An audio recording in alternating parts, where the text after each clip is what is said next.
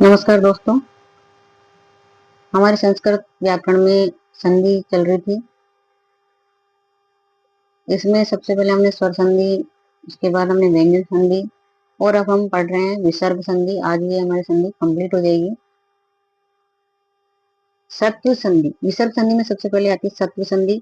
सूत्र है इसका विसर्जनीय से। विसर्जनीय से यानी विसर्ग के बाद जो से है, विसर्ग का इसमें क्या होता है, स हो जाता है। यानी खर पहला दूसरा से परे होने पर विसर्ग का सकार होना। देखिए यहाँ पे विसर्ग प्लस वर्ग का पहला दूसरा वर्ण या स हो, तो इस विसर्ग का क्या हो जाएगा, स हो जाएगा। विसर्ग का स हो जाएगा। ये विच्छेद रूप ये आएगा कि यहाँ पे विसर्ग दिखेगा, ये जैसे यहाँ पे दे रखा है विसर्ग, और उसके बाद जैसे पहला वर्ण रहेगा यहाँ पे, जैसे ये यहाँ पे विसर्ग है, उसके बाद तैथस है, तैथ है यानी पहला दूसरा ही बोला मैंने, पहला दूसरा वर्ण। और जैसे अभी एक चीज और ध्यान रखना, ये मैंने पहले ही बताया था, स तय वर्ग के साथ ही जाता है, श तय वर्ग के साथ ही जाता है और श तय वर्ग। जैसे हम वर्णमाला में याद करते हैं, पहला इसमें च आता है तो इसका भी श, यहाँ पे तय आता है तो श, तय आता है तो स। इस तरीके से ये आप याद कर लीजिएगा। तो यहाँ पे पहला दूसरा उसके साथ से ये वाला आया, तो कौन सा से हो जाएगा, इसमें ये वाला से हो जाएगा। यहाँ पे विसर्ग और चेच है, पहला दूसरा है तो यहाँ से ही आएगा, तो यहाँ पे ये वाला से हो जाएगा। टेठ है, ये से है तो यहाँ पे षटकोण वाला से हो जाएगा। इस तरीके से ये हो जाएंगे। उदाहरण है, इसके उदाहरण है विष्णु प्लस त्राता। तो यहाँ पे जो विसर्ग है, यहाँ पे जो विसर्ग है वो क्या बन गया, स बन गया। लेकिन वो स कौन सा बनेगा, अब कंफ्यूजन क्या हो रहा है कि कौन सा इन तीनों में से कौन सा स लेना है। तो हमें आगे वाले वर्ण को देख के लेना। त्र में तय होता है, त्र त्र किससे मिले, तय और र से मिले। तय के साथ में कौन सा स आ रहा है, सपेरा वाला से आ रहा है, तो यहाँ पे आधा स, विष्णु त्राता। उसके बाद नर प्लस चिन्होते, अब यहाँ पे च आया, हमें सिर्फ इस पर नजर रखनी है कि च, यानी च के साथ में कौन सा स, सलजम वाला से, यहाँ आधा स रख दो बस। विसर्ग को हटाओ और श लगाना है, आधा से, आधे से एक हटाओ और विसर्ग लगाना है। उसके बाद नी प्लस छ, अब ये छ यानी छ वाला आया तो छ हो जाएगा यहाँ पे। उसके बाद नमते त आया तो सपेरा वाला से हो जाएगा, त आया षटकोण वाला से हो जाएगा, च आया वापस से सलजम वाला से, त आया तो क्या आ जाएगा, यहाँ पे सपेरा वाला से आ जाएगा। इस तरीके से तीनों के उदाहरण इसके अंदर आ गए। तो नर प्लस चिन्होती नरस चिन्होती, नी प्लस छल निश्छल, नम प्लस ते नमस्ते, धनुष प्लस टंकार धनुष टंकार, क प्लस चित कश्चित, इत प्लस तत् इतस्तत। इस तरीके से तो ट्रिक क्या है इसमें, शब्द में आपको आधा से ये वाला या ये वाला और ये वाला, तीनों से आधे कोई से भी दिखे तो कौन सी संधि है, हमारे सत्व संधि। से नाम से आ रही है तो कौन सी संधि है, सत्व संधि है। उसके बाद है एक सूत्र आता है वा शरी। वा शरी, इसके अनुसार विसर्ग प्लस स हो तो, यानी इधर यानी विसर्ग होगा और यहाँ पे क्या होगा, स हो तो विसर्ग ही रहता है। यहाँ पे हरि प्लस चेते हैं, अगर यहाँ पे स है तो इस विसर्ग का कुछ भी चेंज नहीं होता, ये विकल्प से होता है। हरिश्चेते, निसंदेह, रामशिष्ट, ये स्तुति संधि में इसमें चले जाते हैं। फिर हरि प्लस चेते, निसंदेह, रामशिष्ट, अगर आगे से के सही है तो वापस से यहाँ पे विसर्ग का विसर्ग ही रहता है। ये कौन से सूत्र से होता है, वा शरी, वा शरी सूत्र से ये होता है। उसके बाद है रुत्व विसर्ग संधि। रुत्व का सूत्र कौन सा है, सदुसो रू, यानी सदुसो रू, सदुसो रू बोलते हैं इसको। सकार तथा सदुस के श का क्या हो जाता है, रू हो जाता है। फिर रू के बाद उसके बाद क्या होता है, इसमें ऊ की संज्ञा हो जाती है। ए आ के अलावा कोई और, हमें अगर ये नहीं समझ में आ रहा तो हमें सीधा सा ये याद रखना है, रुत्व विसर्ग संधि में क्या याद रखना है हमें, ए आ के अलावा, यानी ए और आ नहीं आना चाहिए, यानी जो विसर्ग से पहले जो स्वर आता है वो ए या आ से युक्त नहीं होना चाहिए, इसके अलावा कोई सा भी स्वर आ सकता है। और आगे फिर कोई व्यंजन आ सकता है, स्वर है वर्ण या तीसरा चौथा पांचवा, बस पहला दूसरा नहीं आना चाहिए। यानी इधर तो पहला दूसरा नहीं आना चाहिए और इधर ये ए आ नहीं आना चाहिए। अगर ये और ये आ गए तो ये किस संधि में चले जाएंगे, शत्रु संधि में चले जाएंगे। इसीलिए ये संधि इसमें इस तरीके से ध्यान रखना है कि ए या आ नहीं आना चाहिए। उदाहरण क्या है इसके, जैसे हरि प्लस अवदत, तो इस विसर्ग का क्या हो जाएगा, इस विसर्ग का हो जाएगा आधा र। जैसे हरि प्लस अवदत, अब इसको पहचानेंगे कि कौन सी संधि है ये। तो यहाँ पे सबसे पहले हमें ध्यान रखना है, आगे देखना ही नहीं है, पहले ही देखना है कि विसर्ग, इस विसर्ग के पहले कौन सा स्वर है। इस विसर्ग के पहले ए आ को छोड़कर दूसरे स्वर आ रहे हैं। आगे उसके हिसाब से हमें देखना है कि इसके ए आ को छोड़ के आ रहे हैं, यानी इसका क्या बनाना है, विसर्ग का हमें र बनाना है। तो यहाँ पे इस विसर्ग का हमें र बनाना है, और आगे अगर स्वर है तो स्वर को र में जोड़ दो, पूरा र बन गया। तो हरीर अवदत यानी हरीर वदत, इस तरीके से ये बन गया। इस तरीके से ये ई बना, ए बना, और ई का रे बना, सॉरी विसर्ग का रे बना, और रे किस में मिल गया, ए में मिल गया, और क्या बन गया यहाँ पे, पूरा रे बन गया। आगे है जैसे आयु प्लस, इसके उदाहरण देखते हैं, आयु प्लस विद्या। तो यहाँ पे देखिए आप विसर्ग के पहले कहीं पे भी आपको ए और आ नहीं मिलेंगे, इसके अलावा दूसरे स्वर ही यहाँ पे मिलेंगे। उसके बाद तो फिर उसके बाद हमें यहाँ पे व्यंजन मिलेंगे, या फिर आगे कोई स्वर भी मिल सकता है। तो पहला दूसरा वर्ण हमें नहीं मिलेगा। तो आयु प्लस विद्या, तो यहाँ पे याद करने की एक ही ट्रिक है कि हमें यहाँ पे विसर्ग से पहले क्या देखना है कि ए या आ नहीं है, तो हमें डायरेक्ट विसर्ग को क्या बनाना है, आधा रे। और अगर आगे स्वर है रे के बाद में तो स्वर को मिला दीजिए, और स्वर नहीं है तो उस आधे रे को उस व्यंजन के ऊपर आधे रे के रूप में लगा दीजिए। जैसे आयु प्लस विद्या, तो अब ये आधार है यहाँ उस व्यंजन के ऊपर लग गया, वह के ऊपर। आयुर्वेद आयुर्वेद हो गया, ज्योति प्लस गमय ज्योतिर्गमय, पुनः प्लस जन्म पुनर्जन्म, दु प्लस बल दुर्बल, नी प्लस जन, पितु प्लस इच्छा, हरि प्लस एति। इस तरीके से सबका बन गया निर्जन। अब यहाँ पे पितु प्लस इच्छा, और इन दोनों उदाहरणों को वापस से देखिए, पितु प्लस इच्छा। अब यहाँ पे ये तो पता है कि ए या आ नहीं है, आगे क्या है, स्वर है। अब जो रे बना, रे में ये स्वर मिल जाएगा, तो रे में ई की मात्रा, छोटी ई की मात्रा, तो पितुर इच्छा, हरी प्लस एती। अब यहाँ पे रे तो बना, रे में एक ही मात्रा लग जाएगी, तो हरी रेती। इसके बाद है उत्व विसर्ग संधि। इसका सूत्र है अतोरोर प्लुता अप्लुता अप्लुते। इसमें है सूत्र याद रखना है, और याद रखना है तो हमें ये, मैंने जो बॉक्स बनाया है इसका अगर हम अच्छे से समझ लेते हैं तो हमें संधि समझ में, सभी संधियों को ऐसे ही समझना है। ये सभी एक तरह से ट्रिक है। यहाँ पे संधि का क्या ध्यान रखना है, पहले वाली संधि में हमने ट्रिक्स क्या थी इसके अंदर, ये ट्रिक शब्द में क्या मिले, आधा र। शब्द में अधिकतर में आधा र के ऊपर व्यंजन के ऊपर ऐसे लगा हुआ ही आएगा। तो समझ जाना कि कौन सी संधि, यानी आधे र को हटाओ और विसर्ग लगाओ। आधे र को हटाओ, अगर पूरा र मिल गया, अलग से हमें स्वर जब बोलते हुए दिख रहा है पीतू री इच्छा, तो र यहाँ पे र पे जोर पड़ रहा है, तो र को हटा दो, और यहाँ से ई निकाला इच्छा, और यहाँ पे विसर्ग लगा दो। इस तरीके से ये बन जाएगा।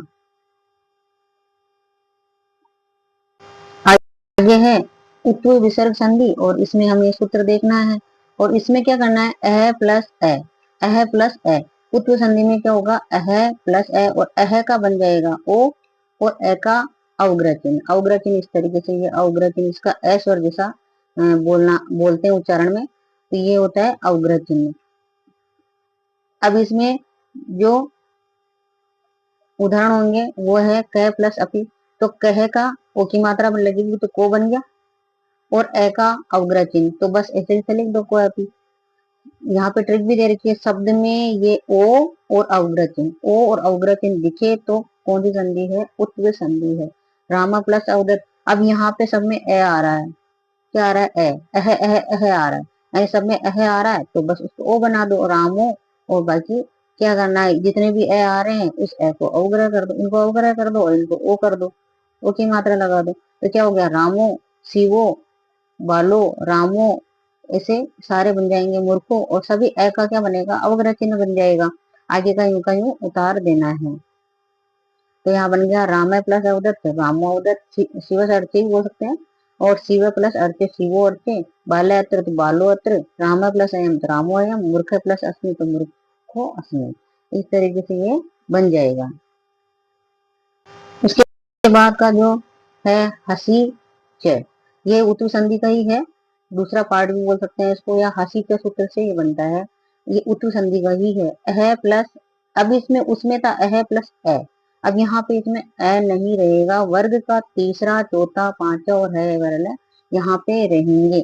हमने अब यहाँ कंफ्यूज नहीं होना है कि रुद्र संधि में भी तो यही था, लेकिन यहाँ पे ये नहीं था, ए नहीं था, इसके अलावा दूसरे स्वर थे, ए और आ नहीं था, अब यहाँ पे अह है, यहाँ पे अह है, तो हमें बस इतना सा ध्यान रखना, अह के बाद कोई व्यंजन हो, अह के बाद कोई, अह के बाद कोई भी यहाँ पे व्यंजन हो, तो इस अह का वापस वही बनाना वही है ओ, लेकिन बाद का जो है वो ऐसे कैसे ही लिख देना है, बाद का ऐसे कैसे ही लिख देना है। जैसे शिव प्लस वंदे, तो बस वह को यहाँ अह है, इसको ओ की मात्रा लगा दो तो शिवो, बाकी ऐसे कैसे वंदे, शिव वंदे शिवो वंदे, राम है हस्ती तो राम है, हसती तो रामो हसती, बालो लिखती, मने हर तो मनोहर, यश प्लस दा, अब यहाँ पे वही है तो यशो कर दो और बाकी ऐसे कैसे लिख दो, पय है तो यहाँ पे पयो धा, पयोध है, पयो और ध, मनो रथ है, नमो नम, ये बहुत इंपॉर्टेंट संधि भी है और इसको ध्यान रखना है, नमो नम, मनोहर, यशोदा, ये सब पूछे हुए उदाहरण है। अब इसमें ट्रिक दे रखी है, शब्द में ओ की मात्रा दिखना। अब ओ की मात्रा के लिए आप गुण संधि से भी समझ सकते हो, गुण संधि में भी तो ओ की मात्रा आती है, लेकिन वहां ये अलग अलग दोनों शब्द ऐसे नहीं निकलते, वहां पे एक यहाँ पे स्वर दिखाई देगा, स्वर निकलेगा उसके अंदर, लेकिन इसमें कोई स्वर नहीं निकल रहा है, तो यहाँ पे कंफ्यूज नहीं होना है। इसके बाद है विसर्ग लोप संधि, इसमें आता भो भगो अगो अपूर्व से यो असी, ये फर्स्ट ग्रेड का है। भो भगो अगो अ वर्ण के बाद विसर्ग, अ वर्ण विसर्ग प्लस अश, यानी यहाँ पे स्वर या तीसरा चौथा पांचवा और है ये वरला रहे तो, यानी विसर्ग का यहाँ पे क्या हो जाएगा, ये हो जाएगा, तो यहाँ पे क्या होगा देवा ये, तो यहाँ पे अ वर्ण रहा और यहाँ पे क्या बन गया, यहाँ पे देवाय ई है, यानी विसर्ग का क्या बन गया, ये लग गया, और ये का फिर लोप हो जाता है, ये लोप साकल्य से सूत्र से, हली सर्वेशा, इन सूत्रों से इनका क्या होता है, सूत्रों से इनका लोप हो जाता है, ये का देवा यह इस तरीके से बन जाएगा। इसके कुछ उदाहरण है, पुरुष है आगचकी, तो बस विसर्ग को हटाना इसके अंदर, बाकी ऐसे कुछ लिखना, भो नमस्ते, भगो नमस्ते, अघो याही, पंडित इच्छते, इस तरीके से। तो इनके उदाहरण हमें याद रखने हैं, ये उदाहरण हमें देख लेना है। उसके बाद है एक सूत्र और आता है, ये भी फर्स्ट ग्रेड का ही है, एतदतो सुलोपो एकौर्ण नए समास से हली, इसमें क्या है, एतद और तद शब्द के विसर्ग का लोप हो जाता है, एतद और तद शब्द यानी स ऐसे यही मिलेंगे इसके अंदर उदाहरण में, स और ऐसे, तद शब्द के विसर्ग का लोप हो जाता है, हल वर्णों के आगे रहने पर, यानी व्यंजन वर्ण रहेंगे तो विसर्ग का लोप हो जाता है, लेकिन एतद और तद में ककार नहीं हो, उत्ता नए समास नहीं हो, तो हमें ये परिभाषा थोड़ी देख लेनी है, क्योंकि बीच में से भी कोई भी क्वेश्चन कैसे भी पूछ सकते हैं, तो ये फर्स्ट ग्रेड वालों के लिए है दोनों, ये सेकंड ग्रेड में नहीं है ये। इसके कुछ उदाहरण हैं, ऐसे विष्णु तो ऐसे विष्णु, ऐसे विष्णु, स शंभु तो स शंभु, ऐसे लिखती तो ऐसे लिखती, स पश्यति, तो बस ओनली विसर्ग यहाँ से हटा है, और यहाँ पे ध्यान रखना हमें कुछ नहीं, अगर हम इसको रख सकते हैं तो इसमें स और ऐसे के अलावा कुछ नहीं आएगा, और शब्द में स और ऐसे ही इसमें ट्रिक दे रखी है, ये ट्रिक क्या है इसमें, स और ऐसे।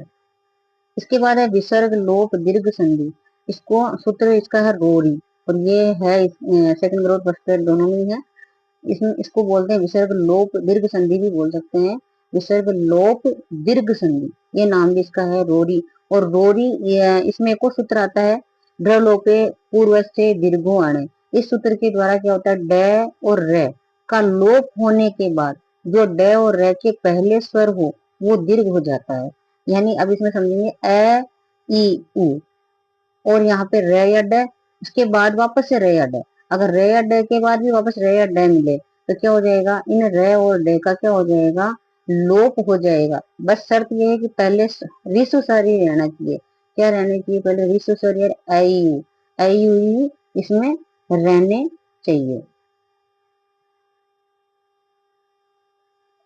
आयु का इसमें क्या हो जाएगा, दीर्घ हो जाएगा, और इसका क्या हो जाएगा, लोप हो जाएगा। जैसे इसके एग्जाम्पल देखते हैं हम, पुनर प्लस रमते। अब यहाँ पुनः रमते यानी रे के सामने वापस रे मिला, उस रे का तो क्या हो गया, लोप हो गया, और इसके पहले जो ए है वो आ बन गया, इसके पहले जो ए है वो क्या बन गया, यहाँ पे आ बन गया। तो पुनः रमते, हरि रम्य है, तो यहाँ पे री बड़ी री बन गई, और यहाँ हरि रम्य। शंभुर राजते, यहाँ पे भी उप की मात्रा बड़ी होगी, शंभुर राजते, दोनों तरफ सामने एक जैसे हो तो ऐसे बन जाएगा। यहाँ पे नी छोटा है तो यहाँ नीरस बड़ा हो गया, नीर रव नीरव। गुरु प्लस रुग्ण, यहाँ पे गुरु का रू बड़ा हो गया, गुरु रुग्ण। अंतरराष्ट्रीय, तो यहाँ पे ये रे का लोप होके और तय का आ बन गया, अंतरराष्ट्रीय। लीड प्लस ड, अब यहाँ पे भी दोनों तरफ सामने, यहाँ पे ड है तो ड का हो गया, और ड बड़ा बन गया, लीड। उड, यहाँ पे उड और सामने ड है तो यहाँ बड़ा उ बन गया, उड। इस तरीके से ये बन जाएगा। थैंक यू फ्रेंड्स, आज हमारी ये संधि कंप्लीट हुई। संस्कृत का व्याकरण का हम इसके बाद नेक्स्ट टॉपिक लाएंगे। थैंक यू फ्रेंड्स, अगर वीडियो पसंद आए तो प्लीज लाइक एंड सब्सक्राइब जरूर करें।